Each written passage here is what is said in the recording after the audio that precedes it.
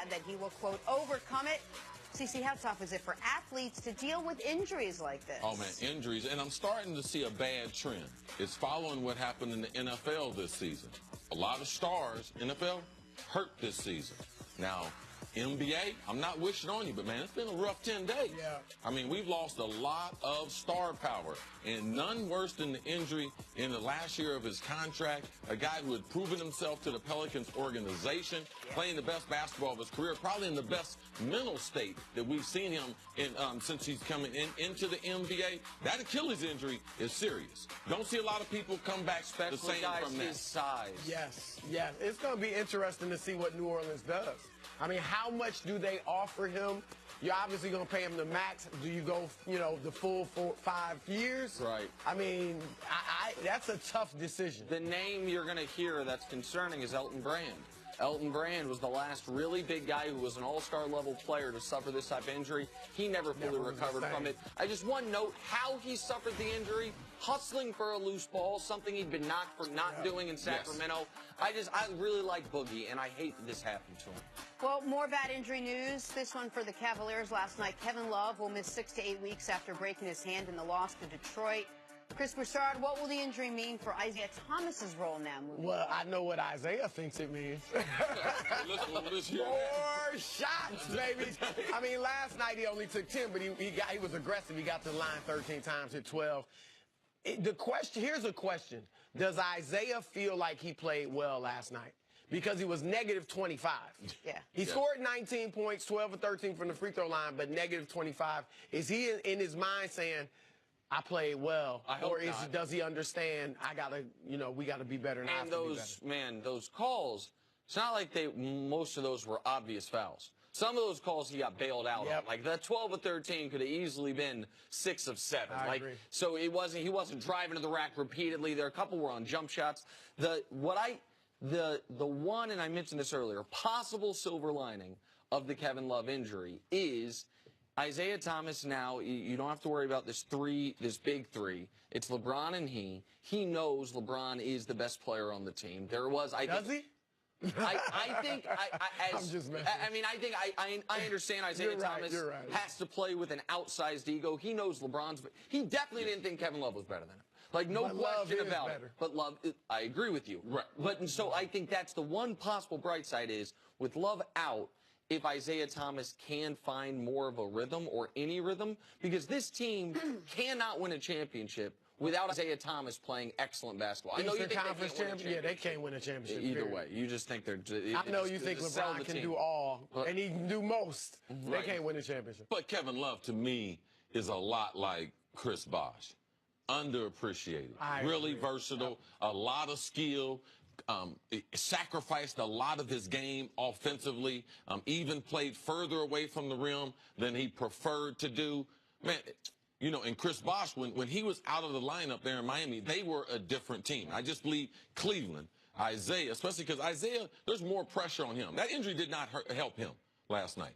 Because without Kevin Love, now because we know we're not going to blame it on LeBron. Yeah. LeBron's going to do his thing. Yeah, but they could blame it on Ty Lue. Like now they're going to look to him and say, okay, now you got to figure out how to make this team work.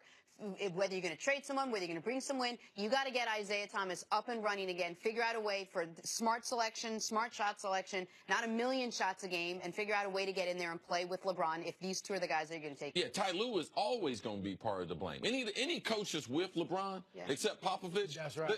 They're going to get blamed. But as a staff, they're going to have to continue to evolve. They were evolving now. Healthy. Now what do they do? Which one of their bigs do they give more minutes to? To your point, there's now even more pressure on Isaiah Thomas, and we'll see if pressure bursts pipes or not, or if pressure creates diamonds, whatever the hell you say. Yes. Like that, we'll see which way it goes for Isaiah Thomas. Big next 6 weeks for this basketball team. All right, moving on. The Houston Rockets hosted Orlando last night. Well, some of the Rockets hosted Orlando last night. All right, basically just James Harden hosted Orlando last night. Harden had 60 points to go along with 10 boards and 11 assists. First player in NBA history with 60 points and a triple-double. Rockets without Chris Paul, Trevor Ariza, and for most of the game, Eric Gordon. But James Harden. What does it mean to you to be the first player in NBA history to have 60 points and a triple-double? It's a good feeling, I guess. just try to go out there and make an impact every single night on the game. You know, however I can, whether it's scoring, rebounding, assists, steals, you know, whatever it is. And tonight I was doing everything.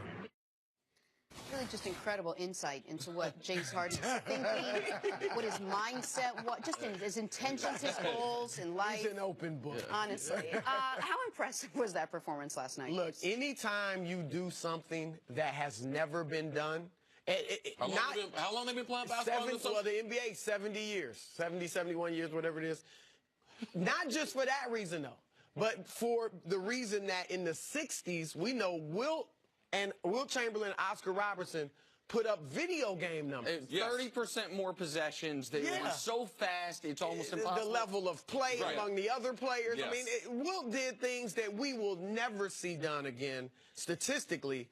And so for you to do something Wilt never did or Oscar never did, it's incredible.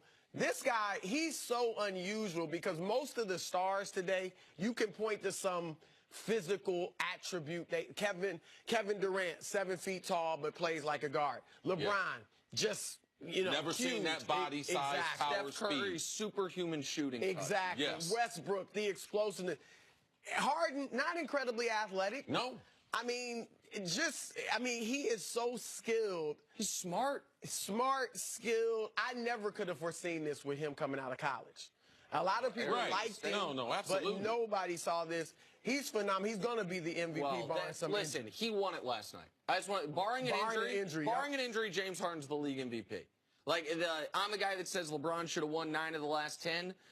Given how the Cavs are playing, given the fact that the Rockets team success, no Chris Paul, no Trevor Ariza, no Eric Gordon, and by the way, James Harden's 55th and 56th point were on a step back to take the lead, and then he scored his final 4 points on one play, essentially. It was an and 1-3 to ice the game. This was, I'm going to go a step further that you guys might push back at. This was, to me, as impressive as Kobe's 81. Like, to see this game, 60, 10, and 11, in a closely contested game. Kobe's 81 was close at halftime, and then in the second half, they blew him out. I know the Magic were terrible. Well, that Raptors team was terrible. This was as impressive as any individual statistical night I've seen in the NBA. Man, 81 is 81. Like, stop playing.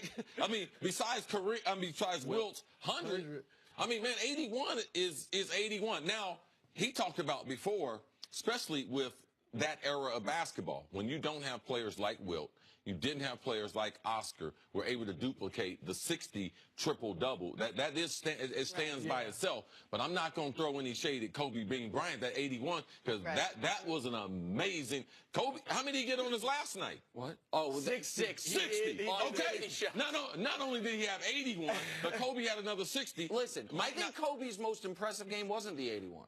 I thought it was the 62 points in 3 quarters. Well, that's true. Some people think it was a 60 on his last night.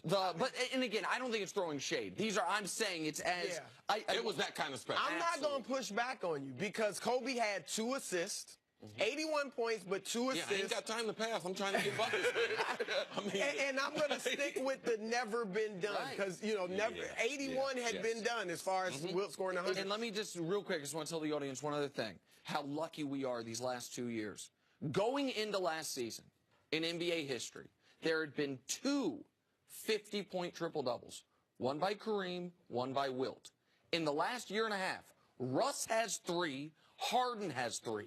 So in all of NBA history, there had only been 2. There have been 6 by these 2 guys in the last year and a half, and one of them now is a 60-point triple-double. Chris, you touched on this earlier, but finish the thought. What does James Harden do better than anyone else? What is it about him? He's just so crafty. Right. He's almost like an old school guy. Before Michael Jordan, he's not the best shooter. He's a very good shooter. Different ways that he can score. Exactly. Because last night, physically, he's not going to play above the rim. His ability to be able to understand basketball. He's almost like a savant when he's dribbling, getting open space, and he is a shot creator. He can shoot some shots. A lot like Kobe. His moves, herky jerk. He's not, unorthodox. Just throws you off. Like if you think back pre-Jordan, the best basketball players weren't considered that athletic. Larry Bird, Magic Johnson. Right. You know, it was about skills and intelligence, craftiness, all that. Yes. That's what Harden is. He's almost like a throwback. And he's a wildly underrated passer. One of the five best passers tremendous in the NBA. passer, no and question. he doesn't get enough credit. All right, Chris, we're going to see you a little bit later in the show. Coming up here, though, Hall of Famer Charles